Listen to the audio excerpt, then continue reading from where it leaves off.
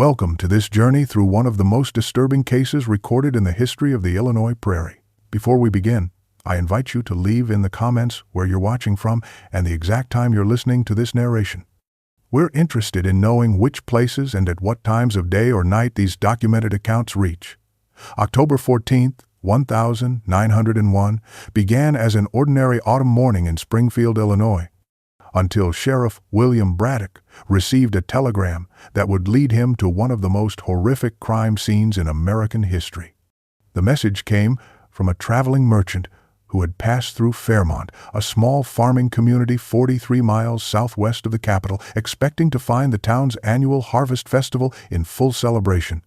Instead, he discovered an unnatural silence that disturbed him enough to wire the sheriff immediately.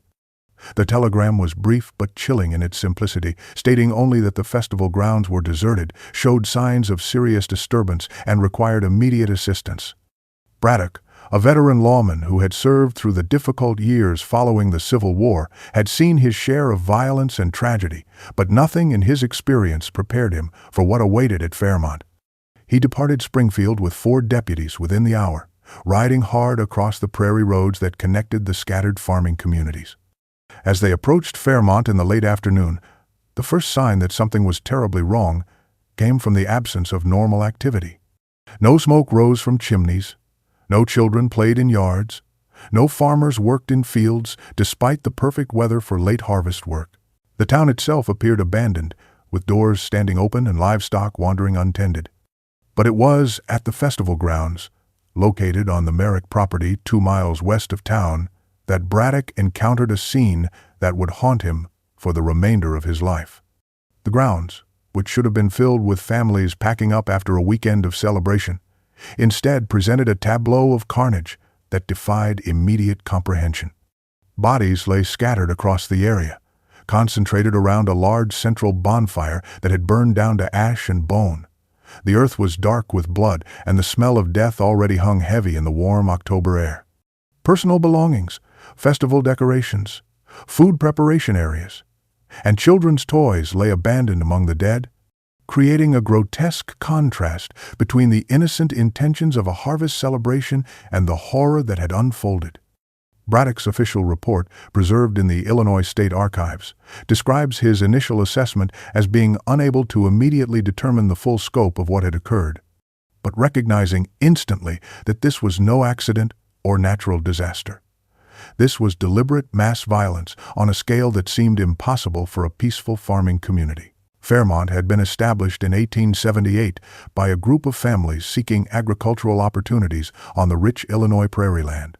By 1901, it had grown into a modest but thriving community of approximately 340 residents, their lives centered around the cultivation of wheat and corn that flourished in the deep prairie soil. The town's layout reflected the practical needs of a farming settlement, with Main Street hosting the essential establishments that served as the community's commercial and social heart. The general store, operated by the Holcomb family, provided everything from seed and tools to fabric and canned goods. The church, a simple white frame building with a tall steeple visible for miles across the flat landscape, served as the spiritual center where Reverend Isaiah Sutton had led services since his arrival in 1900. A one-room schoolhouse educated the community's children under the guidance of Margaret Ashford, a dedicated teacher who had come from Chicago seeking the quieter life of a rural community. The blacksmith shop, essential for keeping farm equipment and horses maintained, stood at the edge of town, and from this center, individual homesteads radiated outward across the prairie, connected by dirt roads that became nearly impassable during heavy rains, but served well enough in dry weather. The social structure of Fairmont reflected typical patterns of rural communities, with certain families holding positions of influence based on land ownership, business success, or moral authority. The Merrick family, particularly Thomas Merrick, who owned extensive farmland and employed several workers, represented the economic elite. The Holcombs, as merchants who extended credit and served as informal bankers, held significant influence over community affairs. Reverend Sutton, despite his relatively recent arrival, had quickly established himself as a moral voice whose biblical interpretations and forceful preaching style attracted devoted followers. Margaret Ashford, though unmarried and thus occupying an unusual position for a woman in that era, commanded respect for her education and dedication to the children. The Harvest Festival, established in 1882, had become the community's most important annual gathering. A 3-day celebration that marked the culmination of the agricultural year and provided rare opportunity for socializing, competition, courtship, and communal reinforcement of shared values. Previous festivals, documented in letters and newspaper accounts, had been occasions of genuine joy, featuring livestock competitions, produced displays, children's games, communal meals, and evening entertainment that brought together not only Fairmont residents, but also families from neighboring townships, creating bonds across the scattered prairie settlements. September 1901 brought unusual tensions to Fairmont that were documented in various sources later examined by investigators. The Fairmont Weekly Observer, a modest newspaper that served several communities, contained articles detailing the formation of the festival organizing committee, led as usual by Thomas Merrick, but noting in brief mentions that committee meetings had been longer and more contentious than in previous years. Margaret Ashford's correspondence with her sister in Chicago, preserved among her personal papers, mentioned a strange atmosphere in town that she could not quite define, describing it as a subtle shift in how people interacted, with more guardedness and less of the easy familiarity that had characterized the community. Weather records, maintained by the State Agricultural Department, showed that the early autumn of 1901 had been marked by drought conditions that affected harvest yields across the region, creating economic pressures on farming families who depended on their annual crops for survival. Several personal diaries from residents, recovered during the investigation, made brief mentions of disagreements over festival arrangements, particularly regarding the decision to move the celebration from its traditional location in the town square to the Merrick property. This change, presented as practical due to more available space, troubled some residents who felt it gave Merrick too much control over the event, though their concerns were dismissed by committee members as petty objections. Letters between various residents expressed worry about the general mood in Fairmont, noting that Reverend Sutton's recent sermons had taken on increasingly dark tones, focusing on themes of sacrifice, covenant, and the price that communities must pay for prosperity. These concerns were vague and diffuse, the kind of unease that people feel but struggle to articulate, and they were overshadowed by the practical work of preparing for the festival. Committee meeting minutes, found among documents seized from Merrick's property, showed that planning had begun earlier than usual and involved more detailed organization of where people would camp, how the bonfire area would be arranged, and surprisingly specific discussions about crowd control and positioning of committee members during various festival activities. Details that seemed excessive for what should have been an informal celebration. The festival opened on Saturday afternoon, October 12, 1901, under clear skies and unseasonably warm temperatures that made the autumn day feel almost like late summer. Attendance exceeded previous years, with estimates suggesting that between 400 and 450 people gathered on the Merrick property, including not only Fairmont residents but also families from neighboring townships who looked forward to this annual opportunity for socializing and celebration. The festival grounds had been carefully laid out across several acres of harvested field, with vendor stalls offering goods and produce, competition areas where farmers displayed their finest livestock and largest vegetables, children's games including sack races and apple bobbing, food preparation tents where communal meals were cooked over open fires, a central bonfire pit that would serve as the gathering point for evening activities, and a raised wooden platform that had been constructed specifically for speeches and entertainment. Survivors would later recall that the first evening proceeded in entirely normal fashion, with fiddle music filling the air as couples danced, children running freely in the gathering dusk, and families sharing meals around smaller fires while catching up on news and gossip from the scattered settlements. The atmosphere was festive and relaxed, with the kind of easy camaraderie that comes from shared agricultural rhythms and mutual dependence. One detail that several witnesses mentioned in their later testimonies was Thomas Merrick's speech from the platform as darkness fell on Saturday evening. Unlike previous years when his opening remarks had been brief and celebratory, this year he spoke at length in an unusually somber tone about difficult times ahead, the challenges facing Prairie communities, and the absolute necessity of community unity above all else. His words struck some listeners as strange given the festive context, but most dismissed it as perhaps reflecting his personal concerns about drought conditions and economic pressures. The festival continued into the night, with participants setting up tents and bedrolls across the grounds, creating a temporary village where families would spend the weekend together under the vast prairie sky, surrounded by the darkness that extended unbroken in every direction beyond the circles of firelight. Sunday morning dawned clear and calm, and the festival continued with church services held at the grounds rather than requiring everyone to travel back to town. Reverend Isaiah Sutton conducted the service from the wooden platform. His congregation gathered on blankets and chairs spread across the grass before him. His sermon that morning, later reconstructed from notes found in his abandoned quarters, focused on biblical passages dealing with sacrifice and covenant, drawing heavily from the Old Testament stories of Abraham and Isaac, the Passover lamb, and the complex theology of blood atonement. Witnesses who survived would remember the sermon as unsettling, longer than usual, and delivered with an intensity that made some people uncomfortable, though they could not have articulated exactly why at the time.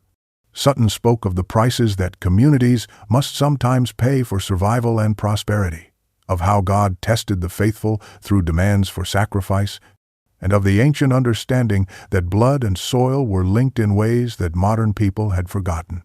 Following services, the afternoon proceeded with scheduled activities including competitions for best livestock, largest pumpkin, finest preserves, and various other categories that allowed farmers to demonstrate their skills and compare their successes.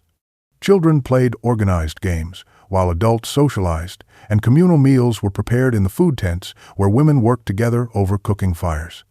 Weather records confirm that Sunday remained unseasonably warm with no wind, creating almost oppressive stillness in the air that several survivors later described as unnatural, though this may represent retrospective interpretation influenced by what came later.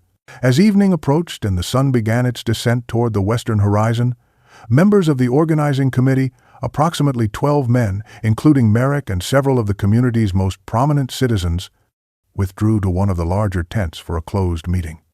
Guards were posted at the tent entrance, and when curious attendees inquired about this unusual secrecy, committee members stated only that they were discussing festival business that did not concern others. The meeting lasted approximately 90 minutes, during which time the rest of the festival continued normally, though some later recalled noticing committee members emerging from the tent with grim expressions and immediately taking up positions around the grounds in what seemed like predetermined locations. As darkness fell over the prairie on Sunday evening, October 13th, the entire festival population was called to assemble around the central bonfire, which had been built up during the day into a massive structure of logs and dried corn stalks that would burn throughout the night. Multiple survivor accounts describe this gathering as being presented as a traditional ceremony, though several noted that it felt more organized and formal than in previous years, with committee members actively directing people into position around the fire in concentric circles, ensuring that everyone was present and accounted for. Thomas Merrick and other committee members positioned themselves on the raised platform where they could be seen and heard by the assembled crowd, while Reverend Sutton stood at the front edge, his figure backlit by the growing flames as the bonfire was lit. The fire caught quickly, sending sparks spiraling into the night sky and casting flickering light across hundreds of faces. Children held in parents' arms, elderly folks seated on chairs brought from campsites, young couples standing together, families gathered as units within the larger community circle. Witnesses recall that Merrick began with a brief speech about community bonds, about how Fairmont had survived and would continue to survive because of the strength of its people and their willingness to do what was necessary for the common good. His words, later reconstructed from survivor testimonies, took on an increasingly ominous tone as he spoke of difficult decisions, of leadership requiring courage to act on knowledge that others might not understand, and of sacrifices that must be made to ensure prosperity. Then, according to multiple accounts, Merrick produced a wooden box that had been placed on the platform, opened it to reveal numerous folded paper slips, and announced what he called a sacred lottery to determine who would receive special recognition for their contributions to Fairmont's prosperity. Names would be drawn, he explained, and those selected should consider it an honor to be chosen, though the nature of this recognition remained vague. The mood among the assembled crowd, which had been festive and expectant, shifted perceptibly toward tension and unease as people registered that something about this felt wrong, though most could not have said what exactly troubled them. What followed, reconstructed from the testimonies of survivors given to Sheriff Braddock and documented in criminal investigation records now preserved in the Illinois State Archives, represented a descent into violence so systematic and horrific that witnesses struggled to find adequate words to describe what they had seen. As names were called from the lottery box, individuals were asked to come forward to the platform in what was presented as an honor, and most complied despite growing unease, because refusing a public call in front of the entire community would have been a serious breach of social norms. The first person called was Daniel Cooper, age 34, a farmer with a wife and 3 children who stood with his family in the crowd. When he reached the platform and climbed the steps, committee members suddenly seized him, grabbing his arms and forcing him to his knees before the entire assembly. What happened next caused immediate chaos as the crowd realized something was terribly wrong.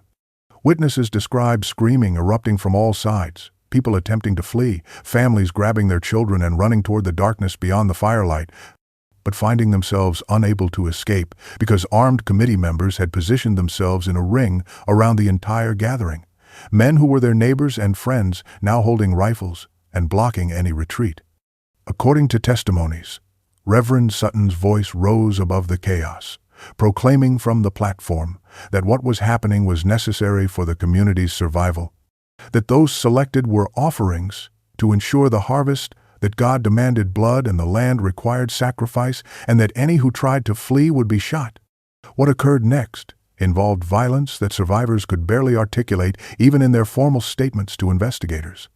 Firearms were discharged into the panicked crowd. Edged implements including axes, knives, and other tools were used by committee members who moved through the assembly with systematic purpose.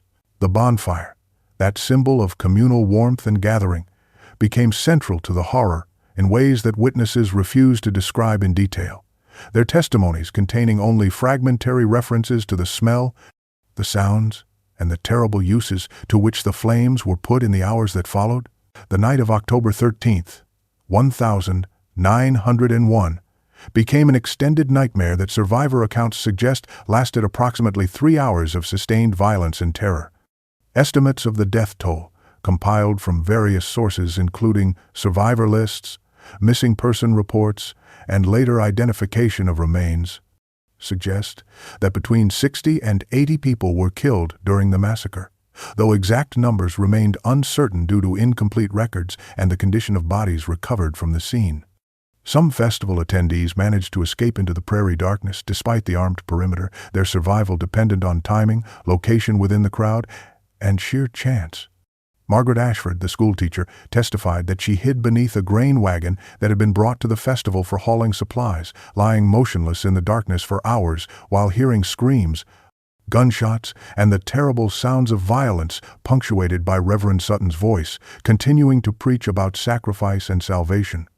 Jacob Herman, a farmer from a neighboring township who had brought his wife and 2 children to the festival, managed to flee when the initial chaos erupted, his family running into the darkness and continuing to run through the night, not stopping until they reached the next town at dawn, where Herman immediately sought help from local authorities. The Wainwright family, including elderly grandparents and 4 children, escaped by crawling into a drainage ditch that ran along the edge of the property, lying in cold water for hours until the sounds of violence finally ceased. All survivors reported consistent details that made the horror even more disturbing in its implications, describing how the violence appeared systematic rather than frenzied, how committee members worked methodically through the crowd, how they continued to call names from their list and select specific victims according to some predetermined plan that remained opaque to those witnessing it. Children were separated from parents with brutal efficiency. The elderly were not spared despite their age. Young mothers holding infants were not exempted from selection. The massacre proceeded with organizational logic that suggested extensive planning rather than spontaneous madness. By dawn, when the last screams had faded and the bonfire had burned down to glowing embers, the festival grounds lay silent under the rising sun, transformed from a place of celebration into a scene of unprecedented carnage. Sheriff William Braddock arrived at the festival grounds on the morning of October 14th with 4 deputies, having ridden through the night after receiving the traveling merchant's telegram.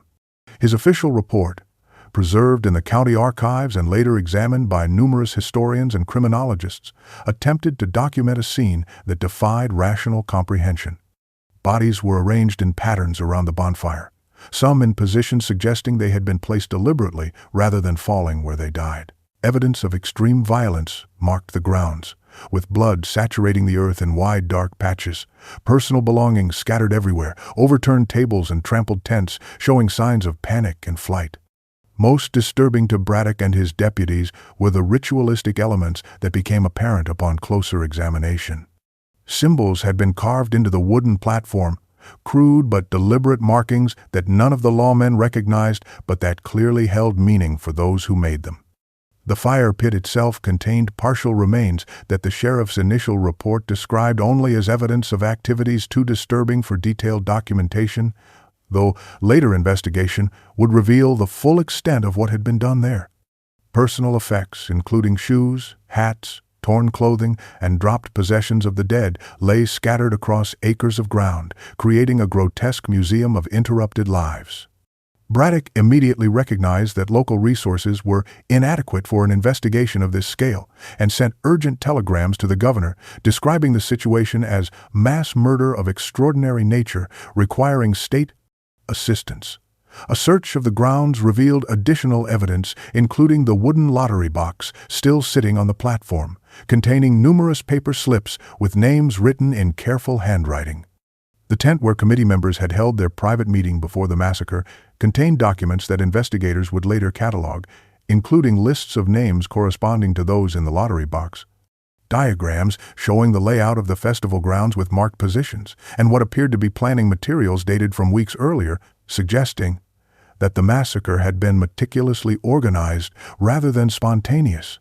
Photography of the scene, though primitive by modern standards using techniques that were still relatively new in criminal investigation, captured images that would later serve as evidence in the trials, but that were considered too disturbing for public release, most remaining sealed in the state archives to this day. Within 24 hours of discovering the massacre, Braddock had identified Thomas Merrick and 11 other organizing committee members as primary suspects based on survivor testimonies that consistently named these men as the perpetrators. But the men had vanished completely. Their homes found abandoned with personal possessions left behind, as if they had departed in haste with only what they could carry. A massive manhunt was organized involving multiple counties, with sheriffs and deputies across central Illinois alerted to watch for the fugitives. Telegrams describing the suspects were sent to law enforcement in neighboring states including Missouri, Iowa, Indiana, and Wisconsin, with requests to monitor train stations, river crossings, and roads where men traveling together might be noticed. Over the following weeks, 5 of the 12 committee members were apprehended in separate incidents that suggested they had scattered rather than fleeing together.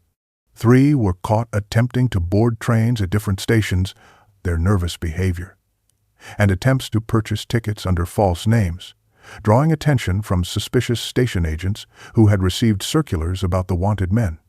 2 others were found hiding in a boarding house in Chicago, discovered when the landlady recognized descriptions from newspaper accounts and notified police. Upon arrest, the captured men remained largely silent when questioned, responding to most inquiries with refusal to speak or speaking only in cryptic terms about what had to be done and forces beyond understanding, phrases that frustrated investigators seeking clear explanations for the massacre.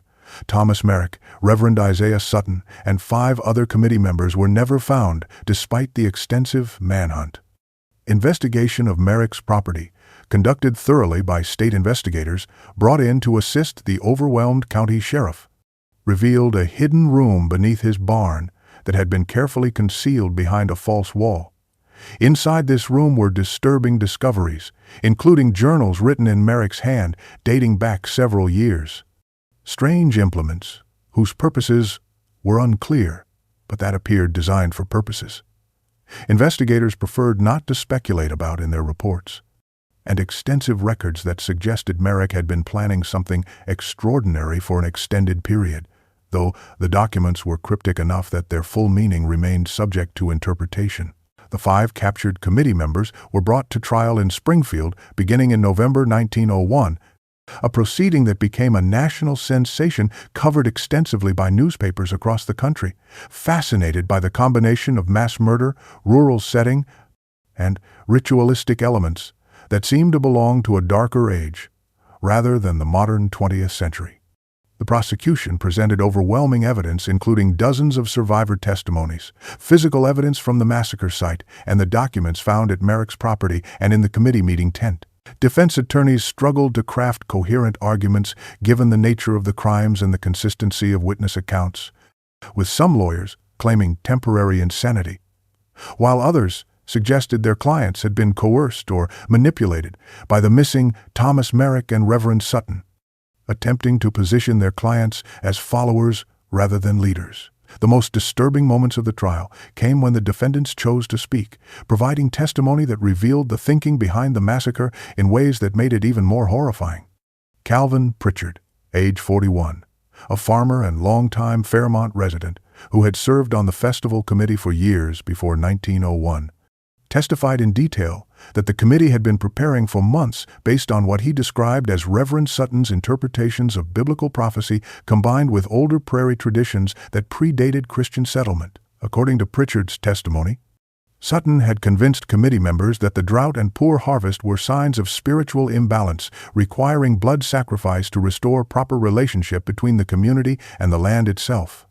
He claimed they believed, based on Sutton's teachings and Merrick's research into historical practices, that communities had once understood the need for periodic sacrifice to ensure prosperity and that modern people had lost this knowledge to their detriment. Pritchard spoke of how Sutton had presented theological arguments from obscure biblical passages and how Merrick had shared materials about ancient practices, gradually convincing the committee members that they had a responsibility to act for the community's survival even if others would not understand. The jury deliberated for 6 hours before returning with guilty verdicts for all 5 defendants. 4 were sentenced to death by hanging, while 1, Harold Dennison, was deemed mentally incompetent and sent to the state lunatic asylum after psychological evaluation suggested he could not adequately understand the proceedings or assist in his own defense.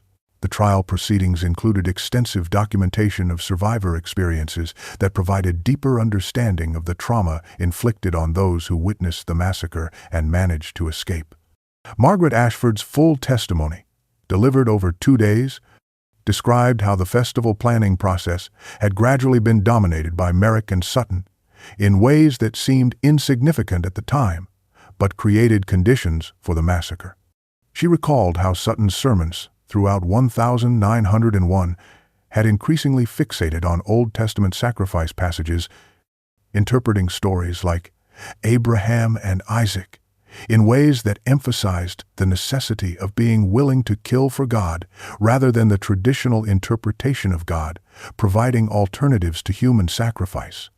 She described how committee meetings had become closed to outside observation, how Merrick had insisted on moving the festival to his property, how various seemingly minor decisions had been made that in retrospect appeared designed to facilitate what happened.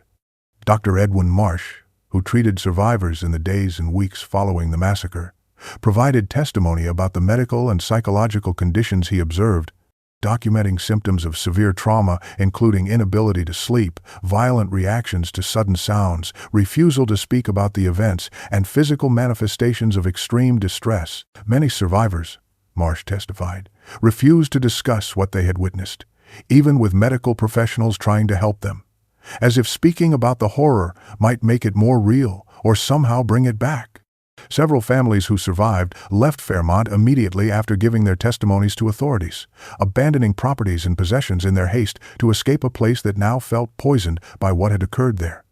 The town's population, which had stood at approximately 340 before the massacre, dropped by nearly half within 6 months as families relocated to other communities, unable to continue living in a place associated with such horror.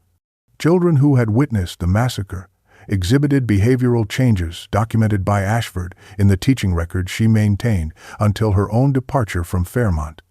Parents reported children drawing disturbing images depicting violence and fire, suffering night terrors that left them screaming and inconsolable, refusing to attend church services even in other communities, and displaying anxiety about any situation involving crowds or organized gatherings, as if they feared that any communal event might transform into violence. Analysis of materials found in Thomas Merrick's hidden room provided investigators and later historians with disturbing insights into how the massacre had been planned and justified by its perpetrators. Merrick's journals, spanning from 1897 to September 1901, revealed a progressive descent into obsessive thinking about community survival, prosperity, and the relationship between human society and the land that supported it. Early entries from 1897 and 1898 were mundane, recording farming activities, family matters, weather conditions, and crop yields in the practical language of a working farmer. By 1899, however, entries began to shift toward more philosophical territory, with Merrick writing extended passages about the nature of communities, what binds people together, and how settlements survive or fail on the prairie where isolation and harsh conditions tested human endurance. In 1900, after Reverend Sutton arrived in Fairmont and began his ministry, journal entries took on increasingly dark tones. Merrick wrote about conversations with Sutton regarding ancient practices and old ways that European settlers had abandoned in their modernization, but that prairie communities might need to revive in order to thrive in an environment that demanded different relationships between people, land, and the divine. He referenced conversations with others who understand, presumably other committee members, suggesting that his ideas were being shared and developed within a small group rather than remaining private musings.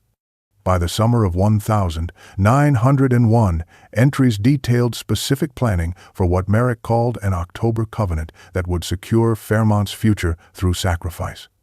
Lists of names appeared in these later journals, the same names that would later be found in the lottery box and identified as victims of the massacre. The criteria used for selecting these individuals remained somewhat unclear from the journal entries, but appeared to involve complex considerations of family status, age, health, and Merrick's own judgments about who could be spared and who was essential to the community's continued function, suggesting he saw himself as making calculated decisions about who would live and die for the greater good of the settlement. In March 1902, the 4 condemned committee members were executed by hanging in Springfield before large crowds of witnesses who gathered to see justice carried out for the Fairmont Harvest Festival massacre. The executions were conducted according to standard procedures of the time, with each man given opportunity to make a final statement before the sentence was carried out. Calvin Pritchard, the most vocal of the defendants during trial, used his final moments to make a statement that caused considerable unease among the witnesses gathered to observe his death. He claimed that Thomas Merrick and Reverend Sutton were still out there somewhere, that they had evaded capture because they understood truths that others could not grasp, and that the covenant was completed regardless of whether the perpetrators faced earthly justice. Pritchard insisted that the massacre had served its purpose, that the blood sacrifice had been accepted by whatever forces governed prosperity and survival, and he predicted that Fairmont would prosper in ways that would eventually vindicate their actions, suggesting that future observers would recognize the necessity of what had been done.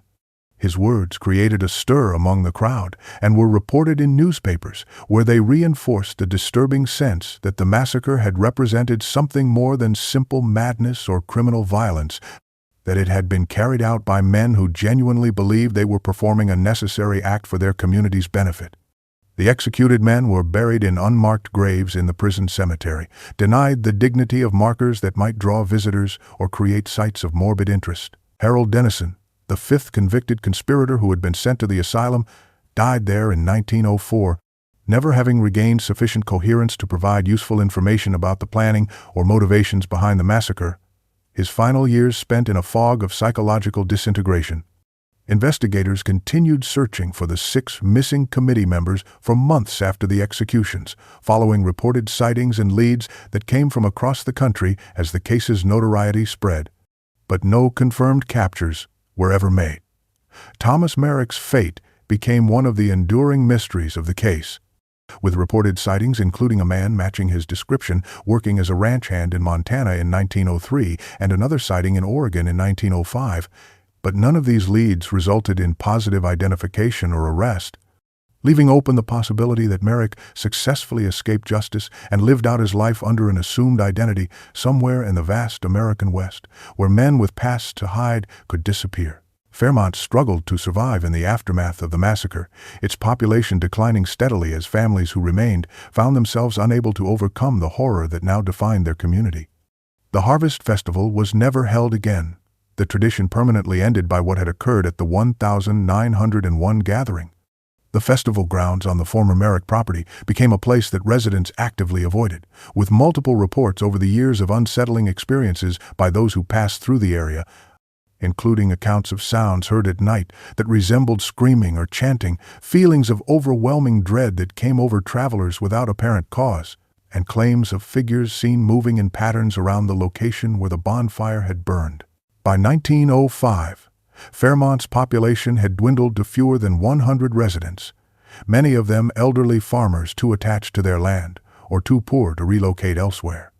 The general store closed in 1908 when the Holcomb family, whose business had anchored the town's economy, finally gave up and moved to Springfield.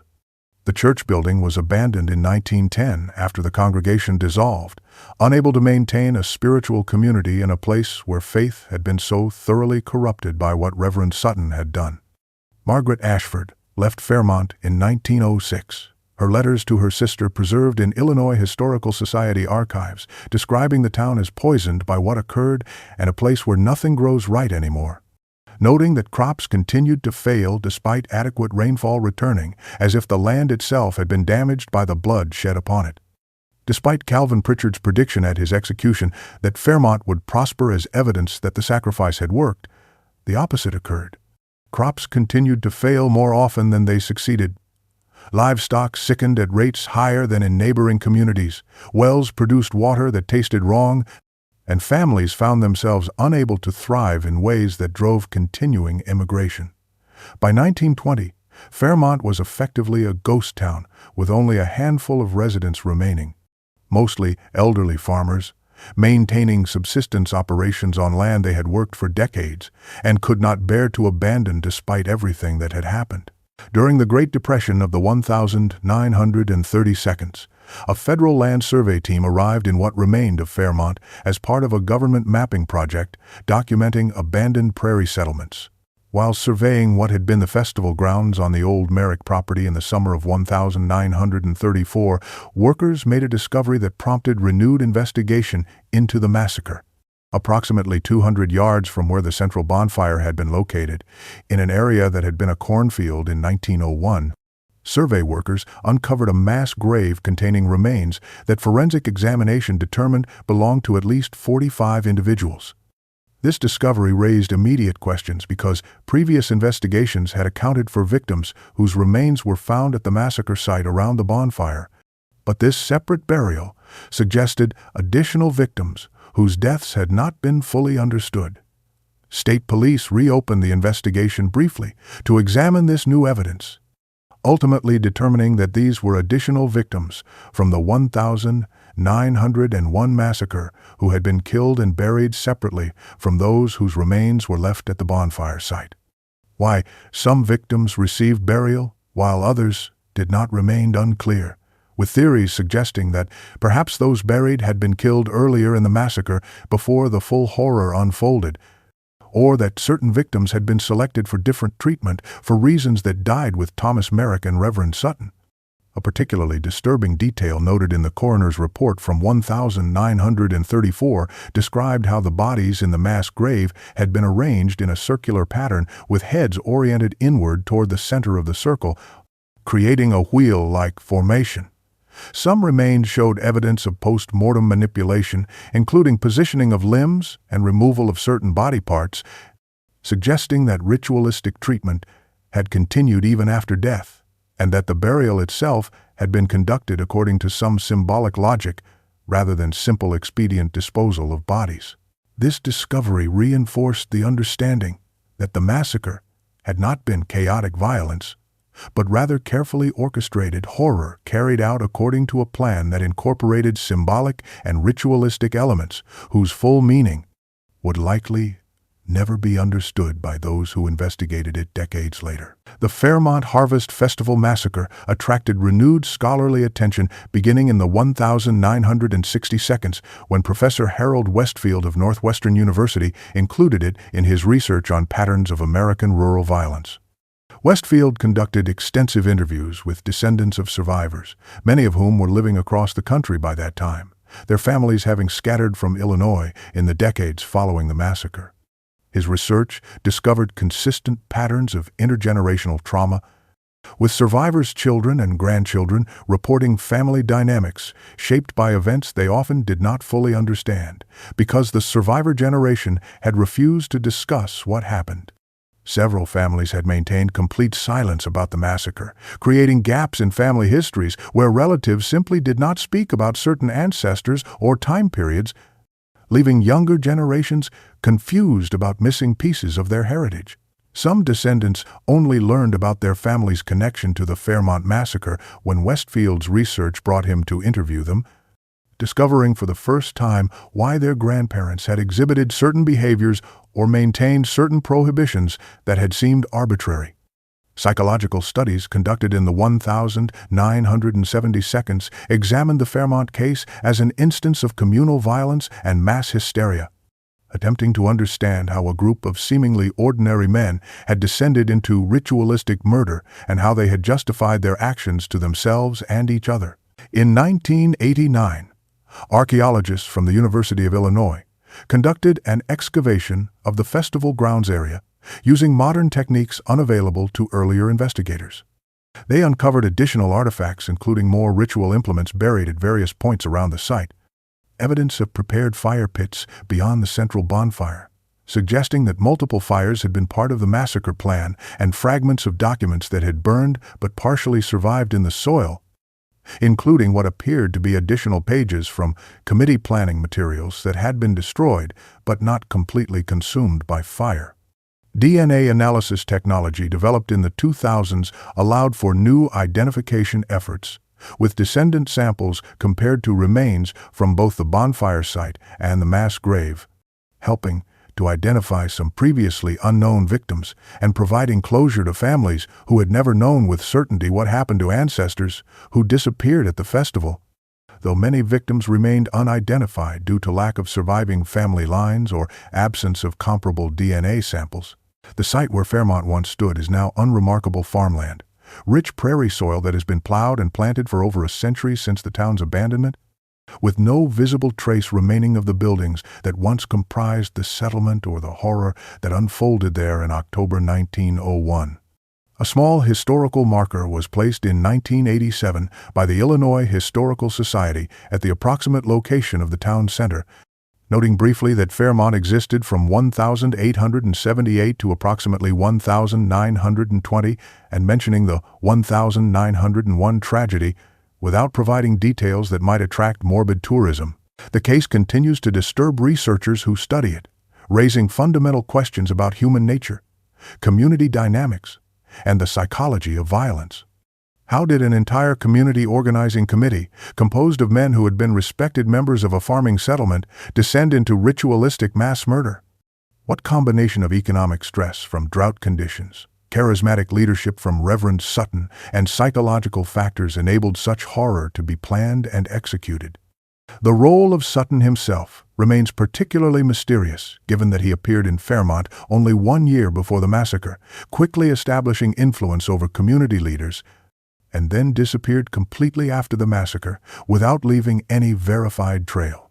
Background searches conducted by investigators in 1901 and by later historians have never definitively established Sutton's previous whereabouts, credentials as a minister, or even whether Isaiah Sutton was his real name, raising possibilities that he had been using a false identity and had perhaps been involved in similar activities elsewhere before arriving in Fairmont. Thomas Merrick's journals suggest that he was influenced by reading about historical human sacrifice practices from various cultures, but the source of his obsession remained unclear, whether it represented deteriorating mental health, genuine belief in efficacy of blood sacrifice, or something else entirely that would forever remain unknowable, with Merrick having escaped capture and presumably died long ago under whatever name he adopted. The final documented reference to any of the massacre's perpetrators comes from a letter discovered in 2003 the archives of the Montana Historical Society, dated 1919, and written by a woman in Billings, describing an elderly man she had employed as a handyman for several months. According to her letter, which had been preserved among her personal papers donated to the Historical Society after her death, the man had seemed ordinary, if somewhat taciturn during his employment, performing work adequately, but keeping to himself and deflecting personal questions. On his deathbed in a Billings boarding house, with a woman present at his request, he had made what she described as a confession. Speaking of having been present at the Fairmont event and describing how he and others had done necessary evil that the world would never understand, but that had been required for survival.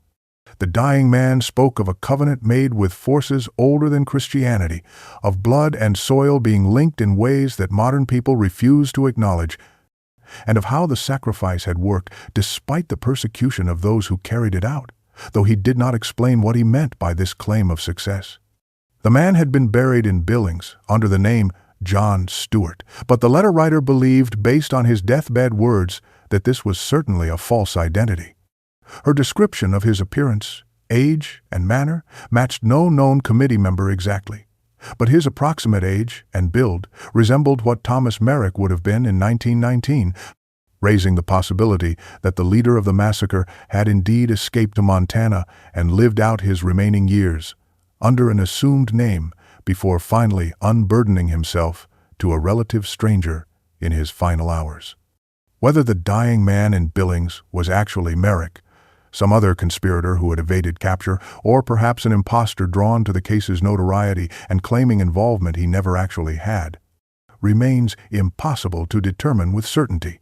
What is certain is that on October 13, 1901, in a Prairie community that had gathered to celebrate harvest and fellowship, human darkness manifested in ways that defied explanation at the time and continue to disturb anyone who studies the case over a century later.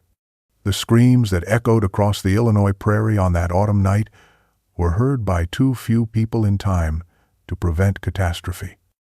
And somewhere in the vast American landscape, it is entirely possible that those who orchestrated the horror lived out their lives unpunished, carrying their terrible secrets to unmarked graves, leaving behind only fragments of evidence and traumatized survivors whose descendants still carry the weight of what was done. The Fairmont Harvest Festival Massacre stands as a reminder that the most horrific acts often occur not in darkness and isolation, but in the bright center of community life, perpetrated by those entrusted with leadership, justified by twisted conviction, and enabled by the same bonds of trust and social cohesion that should protect us but can be weaponized against us. The harvest that year was indeed gathered, but the crop was human lives, and the soil of Fairmont remained forever stained by what was sown and reaped in blood.